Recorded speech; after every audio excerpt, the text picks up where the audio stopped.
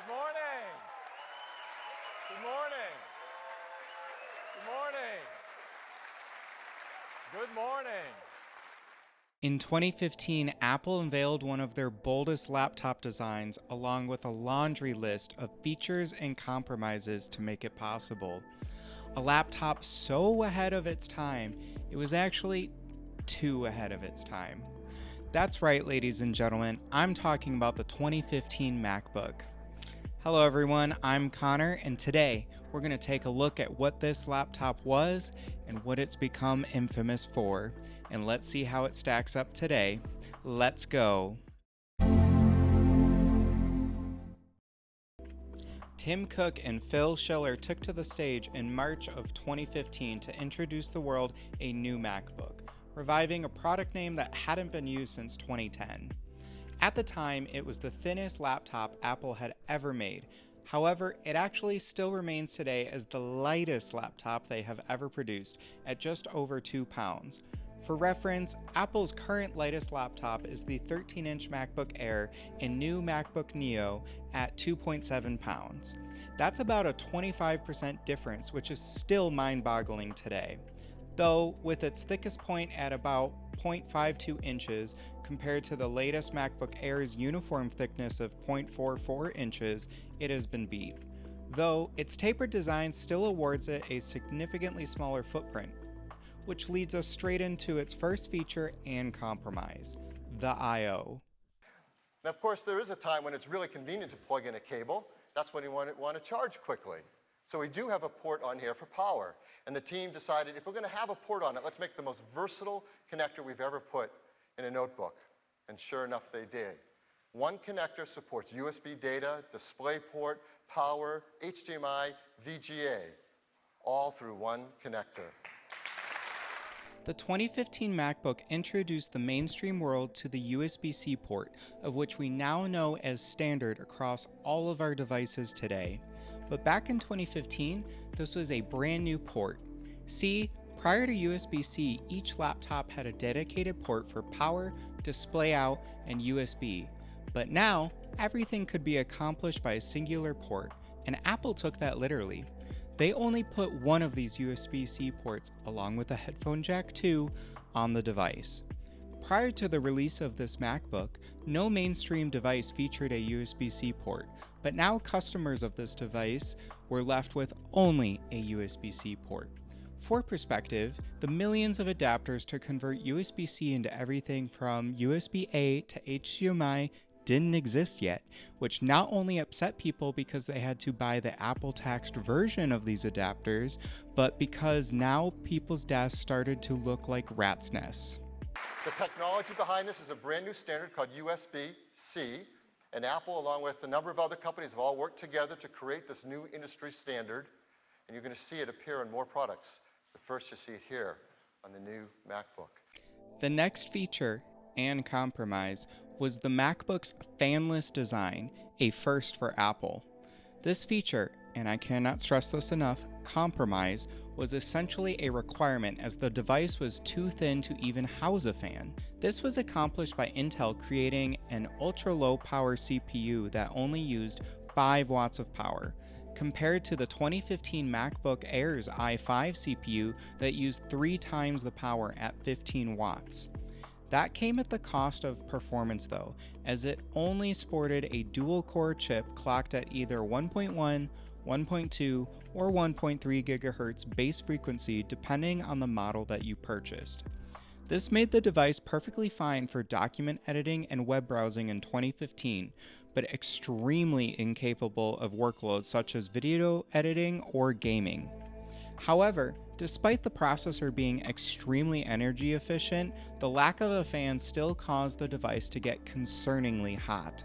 In fact, it got so hot that it would actually damage other internal components, but more on that later. So even though the device featured a fanless design allowing for its portability and completely silent operation, the compromise was that it was underpowered in terms of performance and that it created damaging thermal issues for the device. So far, we've looked at 2 feature compromise combos, but now I'm going to throw this MacBook a bone. This one is surprisingly just a feature, and I'd argue it's the second best to come out of the entire 2010s era lineup of MacBook devices, just behind the Retina display. That, of course, being the Force Touch trackpad. Up until this point, all of Apple's laptops, and the rest of the world's for that matter, used a diving board design. And while Apple was already known for having one of the best trackpads prior to introducing this Force Touch design, I think it really cemented their crown as the best trackpad around. Relative to the device's size, the trackpad is decently large, appearing larger than the 11-inch MacBook Air's trackpad from the same year. It also maintained Apple's reputation for buttery smooth tracking and intuitive multi-touch gestures. Best of all, the Force Touch technology, featuring the Taptic engine from the new at the time Apple Watch, allowed this trackpad to have consistent feedback no matter where you pressed it on its surface. Generally speaking, diving board trackpads were worse at registering clicks towards the top and definitely felt worse when pressed away from the bottom. But with the Force Touch trackpad, clicking at any height level resulted in the same exact physical sensation and always registered a click.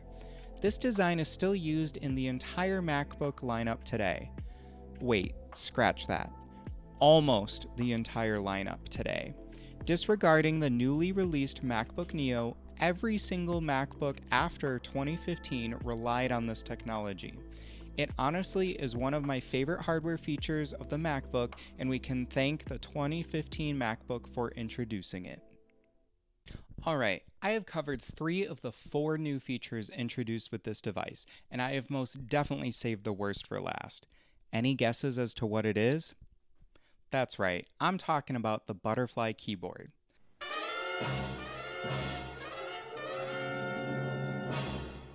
Why is this the worst feature to have come from the 2015 MacBook? Actually, wait. Arguably the worst feature to have come from any MacBook ever? Well, for starters, it was a very controversial typing experience right off the bat. I personally have never minded typing on the butterfly keyboard, but it objectively has the least key travel distance than any of Apple's other keyboard technologies, and it subjectively had the worst feeling when using it. This was apparent straight out of the gate with the 2015 MacBook, but it wasn't the most severe consequence of the keyboard.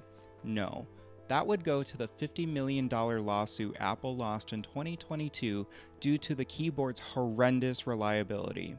And now that I say this out loud, $50 million is literal chump change to Apple and doesn't even come close to the amount they profited off of the devices that use this keyboard, from this 2015 MacBook all the way to the 2019 MacBook Air and Pro. But what made it so unreliable? Well, that would be pretty much any particles that got beneath any of the keycaps. See, the keyboard was so thin that if anything got beneath one of the keycaps, that would no longer press down, thus no longer registering as you typed on it. And it didn't take much either. Literal particles of dust were all that were needed to render a key unusable. Then came the compounded problem of heat. Remember that concerningly hot CPU with a fanless design from earlier? Well, that actually causes the stainless steel dome switch underneath each of the keycaps to warp, also causing the key to become inoperable. These two problems weren't just found on the 2015 MacBook either, they were found on all of the MacBooks utilizing this design. That heat problem notably being caused by Intel CPUs for the rest of the decade, as they could not figure out how to engineer them efficiently, leading to the introduction of Apple Silicon in Macs in 2020. Surprisingly, my recently acquired 2015 MacBook does not seem to suffer from any keyboard problems, but my 2019 15-inch MacBook Pro did, and I not only got that keyboard replaced during Apple's free replacement program, but I also recently received my final check from the class action lawsuit. This butterfly keyboard was unfortunately introduced to the rest of the Mac lineup in 2016 because of Apple's determination to create the thinnest devices possible. The 2015 MacBook was ahead of its time for incorporating USB-C, but too ahead of its time for basing the entire device off of it due to the inconvenience it presented users at its inception.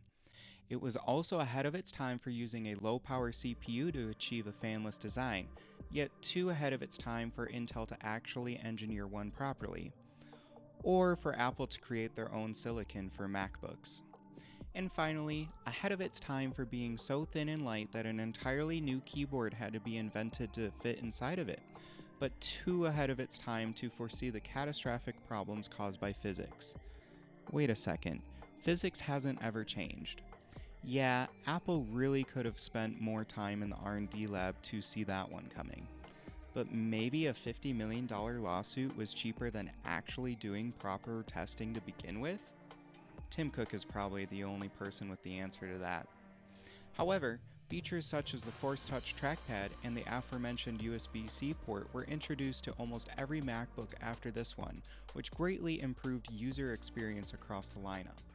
The 2015 MacBook also received macOS updates all the way to Big Sur, which made it supported for a decent amount of time, especially considering the underpowered CPU that it had. Apple would release 2 more versions of the MacBook, but ultimately kill it off in 2017. Thank you for watching this video. Stay tuned for more content like this, as I have many more devices in my collection to cover.